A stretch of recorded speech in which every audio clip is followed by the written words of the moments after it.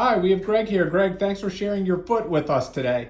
I'm going to show everybody, Greg, I'm going to show everybody your foot, but while we're looking at this, Greg has this very painful skin lesion, and if we kind of look, it's on the side of his foot, right at the base of his fifth metatarsal. And this is a common thing. People come in and they say, I have this big lump right here.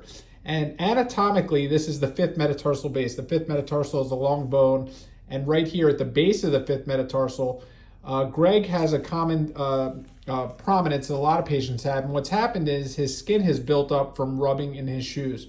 Tell me what's been bothering you, like what's been going on? Basically, anything touching it is an extreme amount of stabbing pain. So any shoe, if I'm in bed and I sleep on my side and it's touching the bed, it's just a constant stabbing pain. Once I remove the whatever's touching the callus buildup. Yes. You feel better temporarily.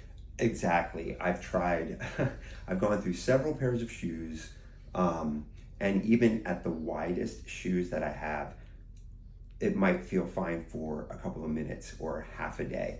And then suddenly it just starts stabbing pain. And it's very uncomfortable to have to deal with that when you're at work and, you know, I want to take my shoe off. Right. Walking my dog, it's just like a little knife. And it goes away as soon as I remove the pressure touching it. Yeah. So that's the problem here. And you know, so we have a couple different options, and Greg's already alluded to this.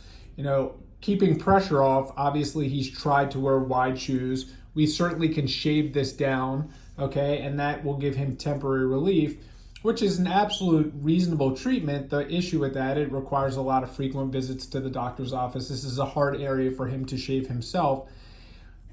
The obvious question becomes, why don't we just cut this prominent bone off? Well, you know, that sounds great and all, but that's a lot easier said than done, because this is his right foot, and we have the insertion of the peroneal tendon, the peroneal brevis tendon. Greg, pull your foot that way, please, or out to the side. So the peroneal tendon, now bring your foot back. That tendon, which he's pulling his foot to the side again, okay, is responsible for pulling the foot that way. That peroneal tendon inserts right here. So when we take that bony prominence off, we have to actually move the tendon out of the way, resecure the tendon with a bone anchor and some sutures, and it becomes a much bigger surgery than just simply removing that bone spur. You know, you could just try to take that bone spur off without touching the tendon, but the truth of the matter is you never know until you get in there, and oftentimes that tendon has a very broad insertion and we're touching that tendon.